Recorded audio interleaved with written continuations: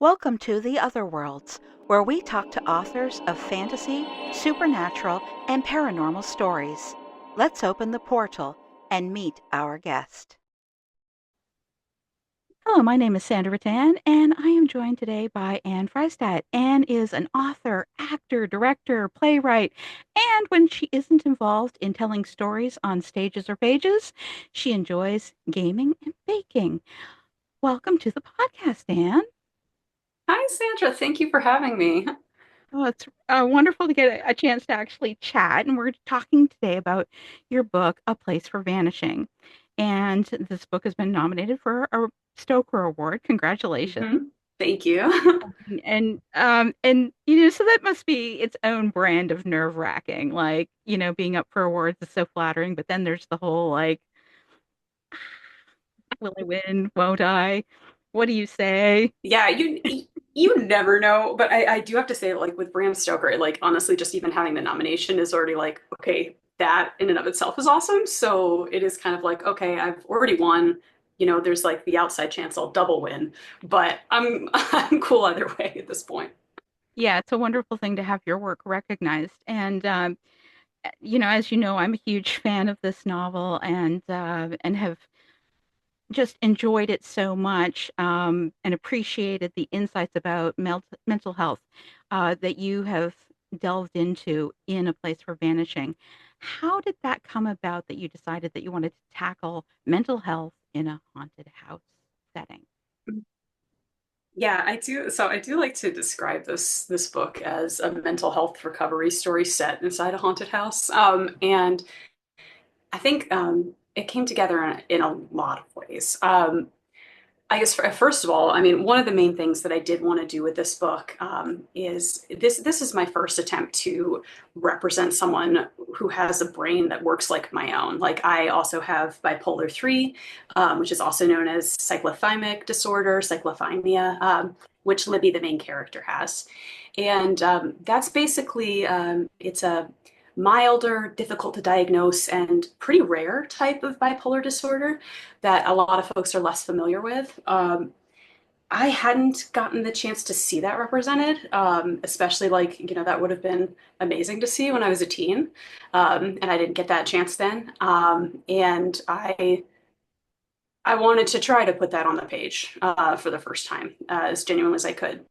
So that was one mission with this book. And I think in terms of the haunted house setting, one thing I was particularly interested in is like, well, is gothic horror and this like legacy of how it deals with madness, right? Because like in gothic horror, usually there's this kind of journey of ascending madness, that this main character gets drawn into this haunted house with this mysterious past, and it only drives them madder and madder as the book goes on. And I was actually interested in trying to write a journey of reverse madness, like this idea that, like, I mean, yes, the house is very strange, is very mysterious, does make Libby, our main character, question her perceptions, and makes her wonder if she can trust herself, most scarily of all, I think, for her. But it strangely is also exactly what she winds up needing over the course of the book. Like it, when she starts out, she doesn't even fully have the will to live. And so, strangely, this house winds up showing her what she has to lose, and that gives her the drive to survive. So, that was something that was really interesting to me to explore when I was writing this book, this journey of like reverse madness in a haunted house. Well, it's very effective. And I found myself thinking that there were a lot of interesting uh, potential parallels because bipolar is described as having a pendulum swing, and people can go Mm-hmm. from highs to lows and back and forth, right? And then there's this ebb and flow with the house that almost mimics that because we have this Yeah. slow process of it sort of waking up after this period of Mm-hmm. dormancy and things slowly happening as it reveals its secrets. Now, was how much of that was intentional? Did you want it to parallel her arcs, her emotional arcs? Yeah, it was.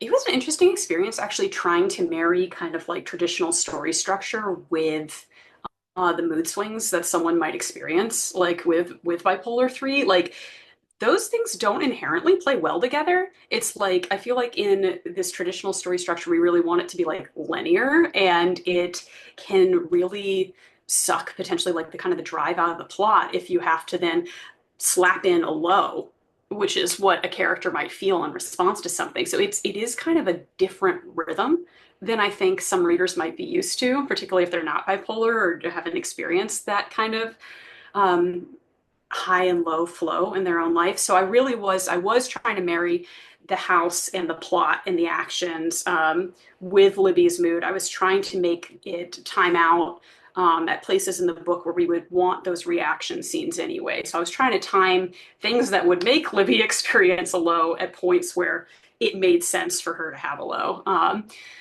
And and yeah, that was definitely interesting. That was definitely new for me.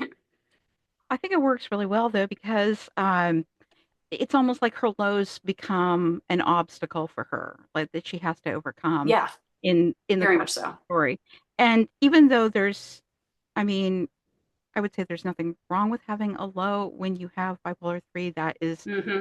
natural, normal, and it's going to happen. And it's more about learning how to manage it. And I Hmm. wondered, even as authors, every author talks that I've ever talked to has talked about imposter syndrome and Yeah. goes through struggles of self-doubt and and it can be very isolating when you're in the weeds writing a novel. When you add in having bipolar 3, what steps did you take while you were writing this to protect your own mental health? Because I think that that's a huge challenge. Sometimes when we write about things that are very personal to us, it can be almost like reliving trauma and very Yeah. overwhelming. So how did you approach that? That aspect was difficult. I mean, so it's funny, right? So, like, my first book is about this mysterious blight. And so a lot of people assume that that was like my COVID book. It actually wasn't. Weirdly, I wrote that before COVID. This book is my COVID book. And so I was writing this in 2020. And definitely I was taking inspiration from that aura of just like claustrophobia that was kind of all around as we were all trapped inside our houses and trapped inside our minds and the reckoning a lot of people did with themselves, I think, during that time. And it was hard because I didn't want to go there internally. Like, I think, when I write, I have a theater background, as you mentioned. And so when I'm approaching characters, I do try to think about them often from an actor standpoint. Like, I will try to put myself in the shoes of every character in the scene, think through their motivations, think through how would it feel to be this character right now. And of course, to write Libby's mood swings, which we've got a catatonic lows in there, we've got hypomania in there. I yeah, I was reluctant to kind of fully put myself in that mindset in order to write those scenes. My editor actually kept pushing me to go further in those scenes. I think at first I was writing them almost from a more experienced perspective of someone who'd lived with cyclothymia for a while and had learned how to step outside of the moods a little more, which is more where I'm at now with my own cyclothymia. Whereas when I was younger, when I was a teen, I it's harder to get that perspective on them as they're occurring, and they do. Therefore, for me at least, like manifest all the more, and they go on longer before I could get them to stop. So basically to take care of myself, it's kind of just a theater trick. I mean, as an actor, constantly I had to portray a lot of like really upsetting scenarios and situations, and those things can kind of get in the body if you don't get rid of them. So actually for me it was a lot of like meditation, yoga, things like that, and just being conscious of like I needed to shake off the scene after it was done. I needed to do something to step away from the computer and just mark for myself, like, okay, that was Libby, this is you, like try to let go of the moods. But it was a hard book to write. I'm not going to lie, and I won't say that it didn't affect me. Well, I also wondered about Vivi because uh, Hmm. there's this thing that happens for the people that are around somebody who's having mental health issues. And in her case, I think I was thinking about the fact that it's so common for people who do not have mental health issues, um, to just think, "Oh, you're depressed, snap out of it." Right. Why can't you just get it together? Um, Hmm. and then there's also that whole thing of the flip side of this guilt. Like, I failed this person. I let them down. If I had been better or different or whatever, this wouldn't have happened. How much did you think about that when you were approaching Vivi's character and her arc as you wrote the story? Very much. I mean, I think, well, Vivi, I think it's just interesting what she's going through and awful what she's going through because she's 13. I mean, Libby's only 16, and this is a huge amount to deal with as a 16-year-old. Unfortunately, lots of 16-year-olds really are, and younger, are dealing with these kinds of feelings. Vivi, as a 13-year-old, has even less tools to deal with it. And I think, again, it can be really tough when so in the case of this family in this book, like Libby's getting a lot of resources pointed at her because she obviously needs them. She attempted suicide. Um, Everyone's worried about her survival at this point. So like they're over monitoring in a lot of ways, not always being the most helpful in others. But there is a lot of attention directed at her. Vivi, on the other hand, unfortunately, really isn't getting the support that she needs either. So I think there's a few things going on. There's like Vivi's frustration of she doesn't understand what's happening to Libby. She doesn't understand why Libby is kind of changing the way that she responds to things. She definitely doesn't understand what led to the suicide attempt. She, I think, is also kind of feeling abandoned, first of all, by Libby and as well by her mom, because the mom is trying to manage these two girls as a sole caregiver. And she's not doing it perfectly. It's just a huge burden on her as well. And Libby is her primary concern. So yeah, I think I really wanted to capture all around the incredible humanness and like the mistakes, the fragility in all three of these characters and in their family dynamic. Um, and of course, I also wanted to capture the flip side of like at the heart of all that is this love, even at the heart of the resentment and the anger. There is this deep love for each other. These characters need each other, and when they try to drive each other away, they do suffer for that. So they all have that resilience in them as well. But yeah, I would say Vivi is in a strange position where she is being kind of right adjacent to Libby in this attempt and not having the resources to manage it. And there's also this undercurrent of grief in the story because Yes. like Vivi has lost opportunities that she was working toward Hmm. with her ballet. She's lost her friends and her peer group, whereas removing themselves from their former home environment was potentially very positive, or they believed it would be positive for Libby. It Yeah. meant cutting Vivi off of everything. Mom is even disconnected from her career. She's thinking that she's a failure as a mother. Vivi's thinking that she's a Hmm. failure as a sister. And in some Yep. ways, for Libby, there's this diagnosis now. And in some ways, that almost feels like the death of dreams. Like, I'm not going to be this perfect person who I thought I might be. Were you Mm-hmm. wanting to address that grief with them? Because it also comes up with in a different way with Flynn. And and so it was just something I found myself kind of going back to as I was rereading the book for the second time. That all of them are coping with loss and mourning to a certain degree, and that can really cloud your judgment as well as having bipolar. Absolutely can. Yeah, I think it's interesting you bring up the diagnosis as a point of grief. Like, yeah, I think that can be definitely a moment of grief, a moment of kind of being like, okay, well, there's the label. It's not nothing. It's, chronic. It's something that now I've been told is this part of me that I do need to find some way to accept. And so I think there can be that initial grief kind of yes, like you were saying, this sort of like, oh, I'll never be this perfect version of myself, right? This idealized version, maybe I hoped to be, because instead I'm going to have to really come to understand the reality of my brain and work with it as it is. On the other hand, I think there is like a kind of freedom and relief in diagnosis when it's correct, because it can, I mean, for me, that was true. It was just this explanation of just like, oh, like this isn't just something that I'm floundering about totally on my own with. This is real. It feels real and it is real. And now I have some map of what to expect, and, some more map towards how do I work with my brain? How do I learn who I am now? So I think there's both elements of that going on. And I think, yeah, they're a lot of these characters are kind of grieving the previous dynamics they were able to have with each other. I think before it sort of feels to all of them like their family broke, before it feels like they stop knowing how to talk to each other. And I think this book is really about them learning how to talk to each other again, how to build something new. And before they can get there, they have to accept that they need to stop pretending that this is what it was before. It's like denial, I feel like, is at the heart of a lot of the grief in this book. A lot of people are in denial. A lot of them are trying to use that as kind of a coping mechanism of like, well, if we don't look at this too directly, maybe we don't have to acknowledge the truth that things are different now. And like, yes, of course you do.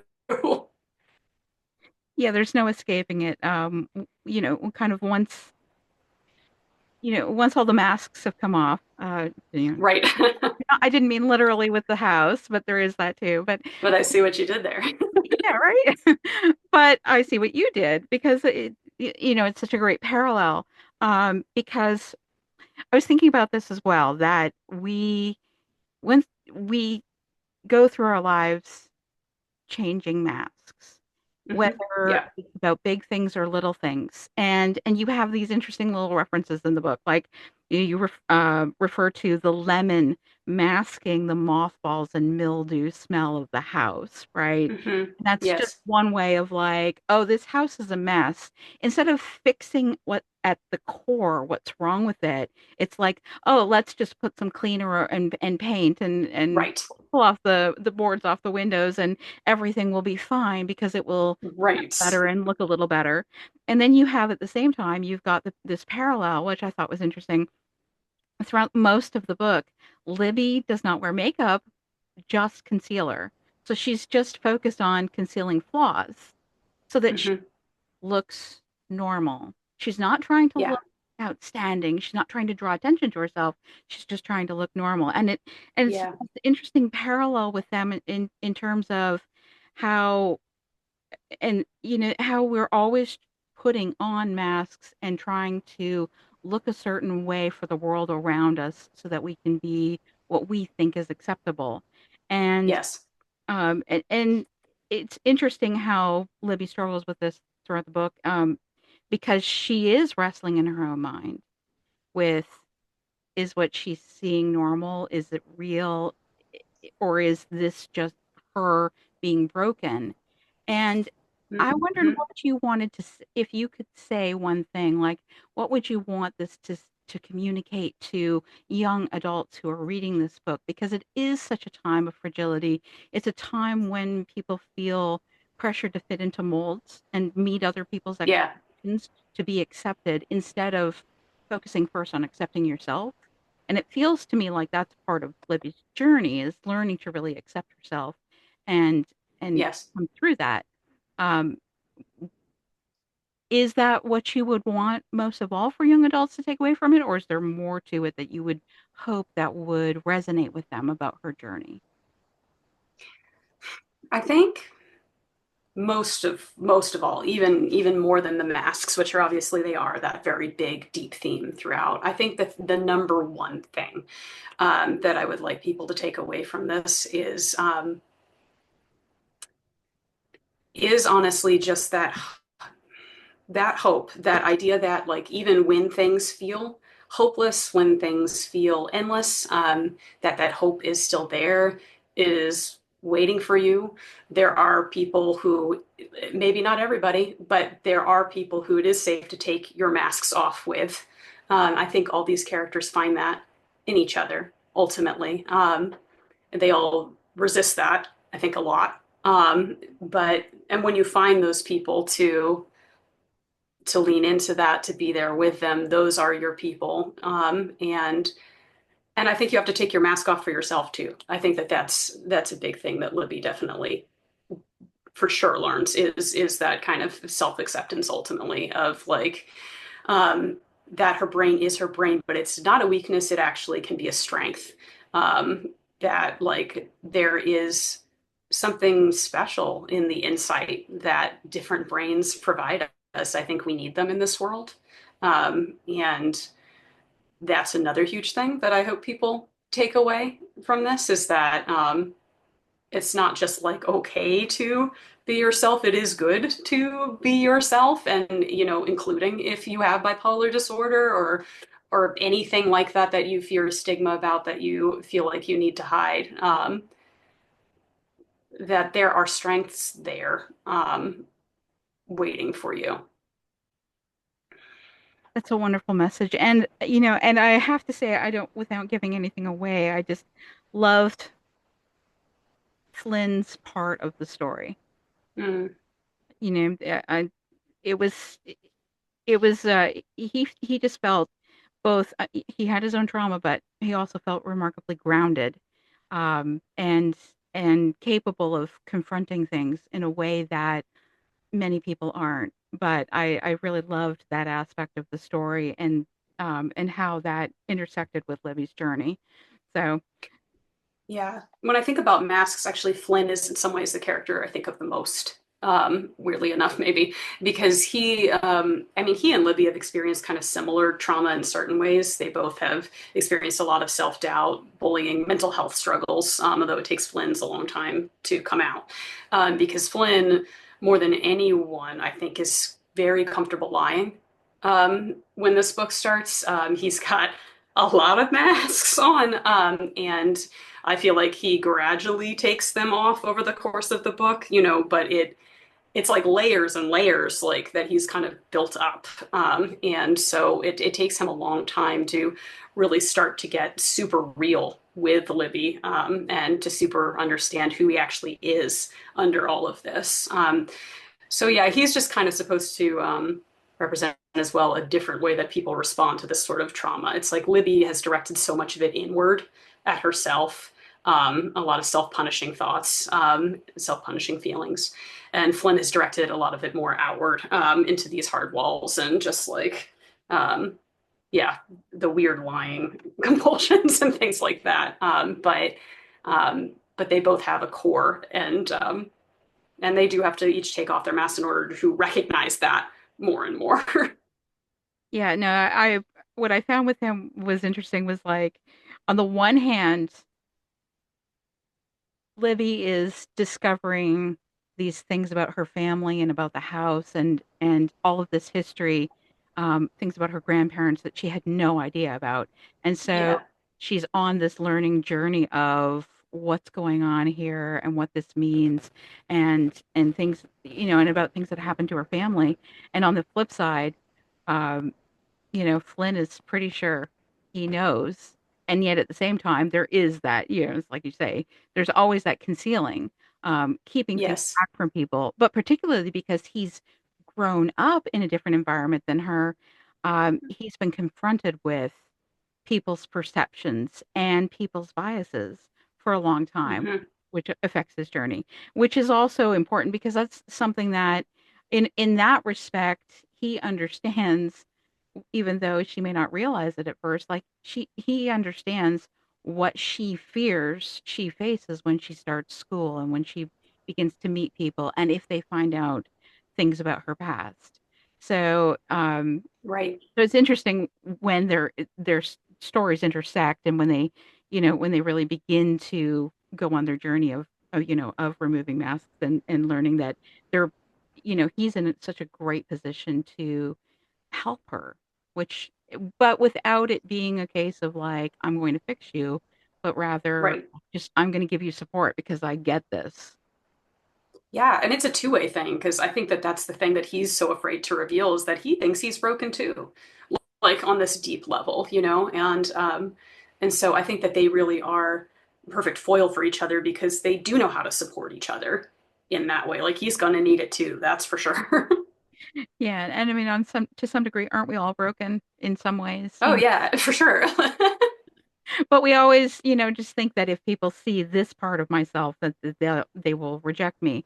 Um, Yeah. so, so we've talked a little bit about Libby, and we've talked about a little bit about Vivi, and you gave both of those characters uh, things about yourself. Like Libby was into drama, and she has bipolar. Vivi was Hmm. into entomology, which was something that you were into when you were young, Yes. until you came to your senses, right? Yeah, mostly. But I found myself wondering, what part of yourself did you give to their mom?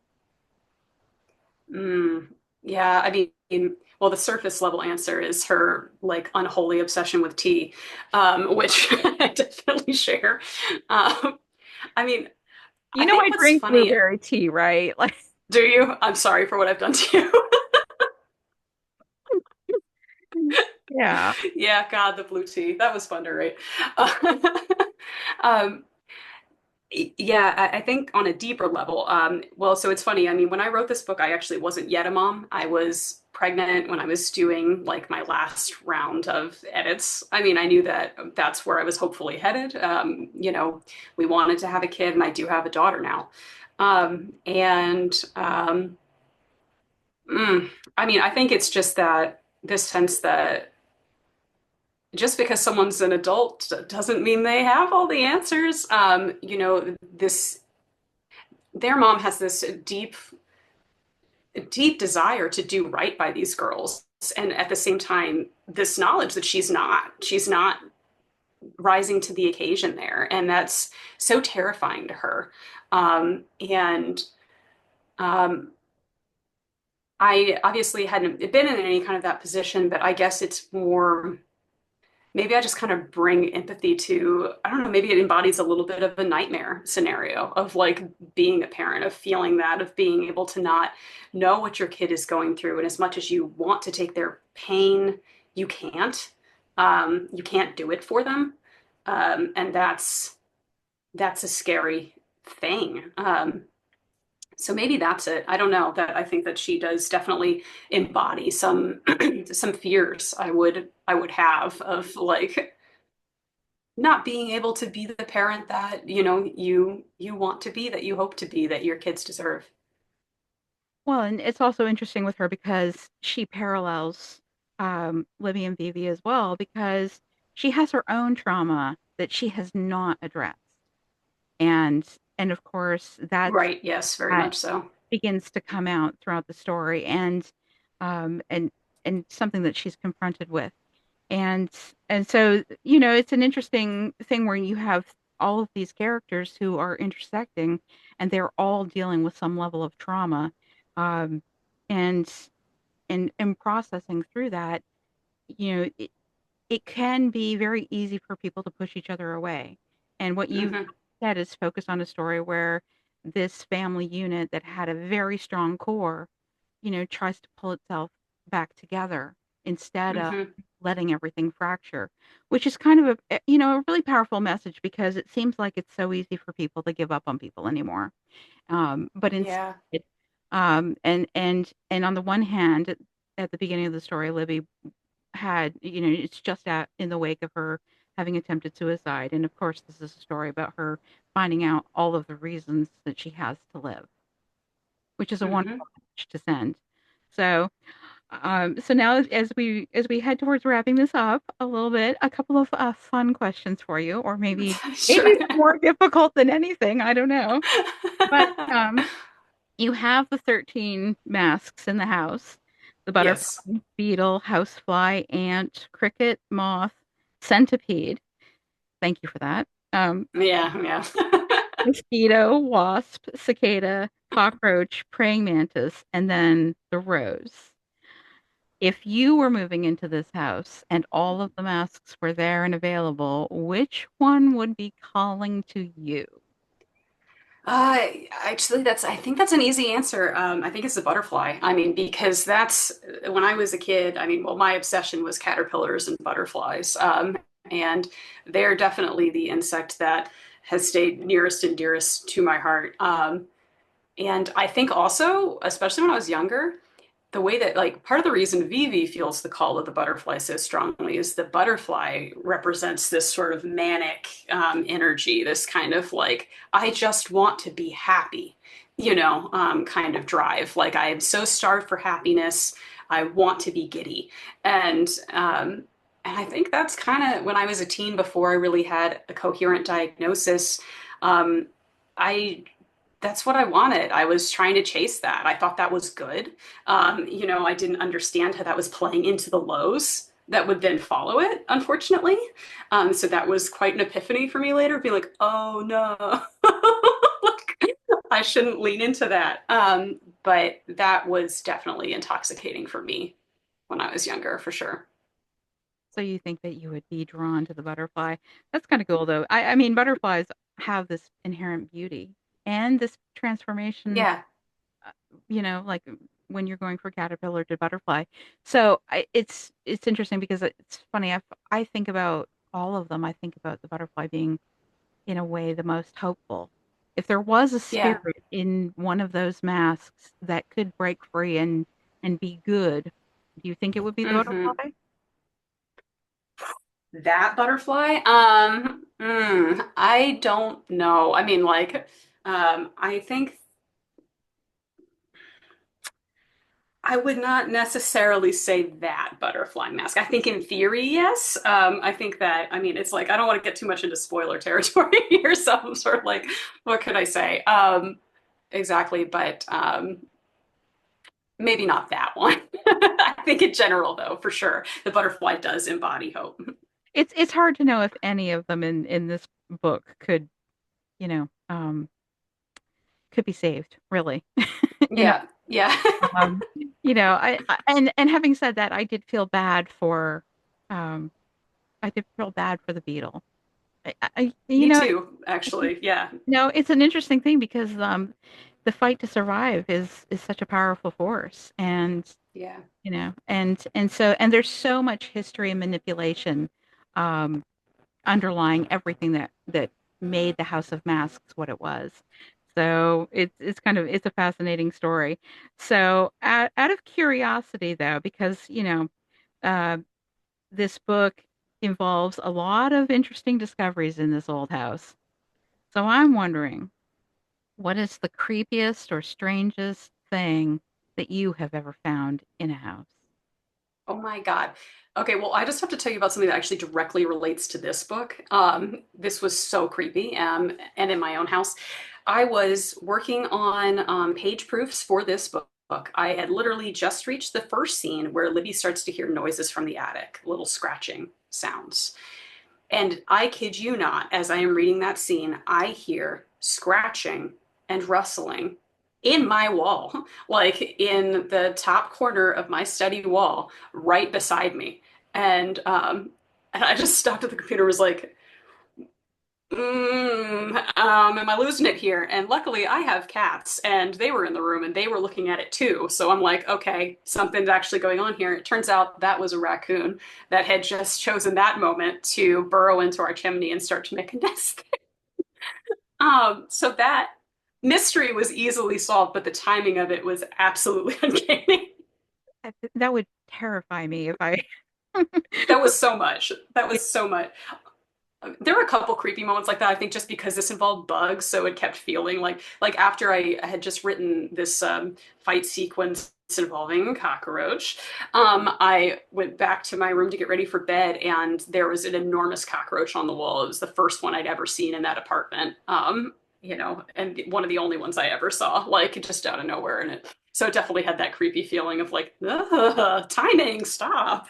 My gosh. Yeah, that would be very creepy. All of a sudden, you know, oh, the cockroaches are starting to show up. You might rethink which bugs that you just chose. Right? Like, maybe not the centipedes. Like, maybe something. Yeah. See, I thought it was actually pretty merciful and not leaning too hard on the centipede stuff. I was trying to be generous there. I think, it's one of those things that sometimes what isn't on the page can prey on you That's in true. ways that are so much worse, That's true. than what is actually there. Um, so. I do love though that you are, I love so much that you are writing hopeful horror. And Mm, I really wish, that more people would discover just how diverse and incredible horror can be and powerful as a, as a way to send a message. It's powerful yeah, for mental health because I think a lot of people just think that horror is, slashers and blood, right. and they miss all of this nuance and the ability for horror to really delve into some of the most terrifying things in our lives, which, not having control of your mental health is terrifying. And, Definitely. and so and you've addressed that, and yet at the same time made it very hopeful. So I really love that. But having said that, you said in an interview in the Nerd Daily that as a child Hmm. you wrote a Lord of the Rings parody called Lord of the Baloney, I featuring did. Yeah. Gala, a female version of Gollum, and you also wrote a Hmm. story about an evil gerbil with one giant red eye. And I want to know when we can Yes. look forward to reading these marvelous because I incredible. need to put out like a short story collection of just like childhood mistakes. Well, sometimes it's interesting to see where your mind was going even as a child. Oh, for sure. Yeah. I mean, I want to know, like, what was it? What was it about gerbils? Why gerbils and not hamsters? Well, I actually, Ever. so this was not in the Nerd Daily interview, but I actually did also go on to write a series of novellas about hamsters and gerbils who went on adventures together, and it was called The Little Travelers series. So I was all over that. Don't worry, the hamsters got there too. Oh my gosh, that's wonderful. Well, I hope that you still have those and dust them I off, do, I do. and maybe share them with your daughter someday. That would be wonderful, wouldn't it? Like, Yeah, I mean, yeah, I don't know if I'd wish like writing upon her or not. You know what I mean? Like it's such a gift, and then it's also such a curse in some ways. yeah, you know what? If you're a writer, I mean, it just kind of like you can't really stop it, but at the same Yes. time, it's like, so yeah, I get what you're saying because, my whole life becomes consumed by a writing project. Everything Yeah. shuts off, you know. Hmm. So, I'm this old and still trying to find balance. Yeah, absolutely. I think Right. that's yeah, I think a lot of writers feel that way for sure. Now, final thing to wrap this up. You did touch a little bit on how directing and acting helps you as a writer with Mhm. characterization and visualizing the scene and whatnot. What has writing taught you about directing and acting? I what I'd have to go with there is that okay, so when I first started writing, I was very dialogue focused. It was all about the dialogue for me, and I had to learn to pull back on that in writing books. I had to learn that with books, there's so much you can say outside of the dialogue, outside of those lines. And I think that that is something that it was a problem I also had initially, especially as a director too, where I was very focused on the story, on the lines, and of course, as an actor, yeah, there as well, it's easy to focus all your attention on that. But there's so much that can be communicated outside of the lines that you're speaking, outside of the dialogue. I think I used to underemphasize the importance of atmosphere and imagery, actually. And that's funny because the books that I have published, What We Harvest and A Place for Vanishing, have very rich atmosphere and imagery, but that's actually in part because I was specifically trying to work on that. My previous books didn't really have that as much.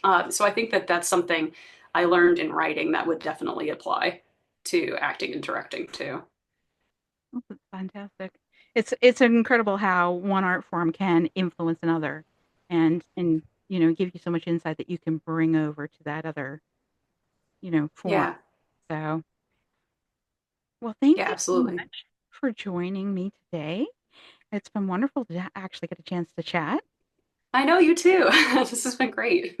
And I know you said you've already won with the Stokers, but best of luck with the Stoker nomination. That's Thank you. kind Yeah, I'll still be crossing fingers. of, of course a win would be great, but Yeah. But yes, to me, it's wonderful to see so many great books being recognized.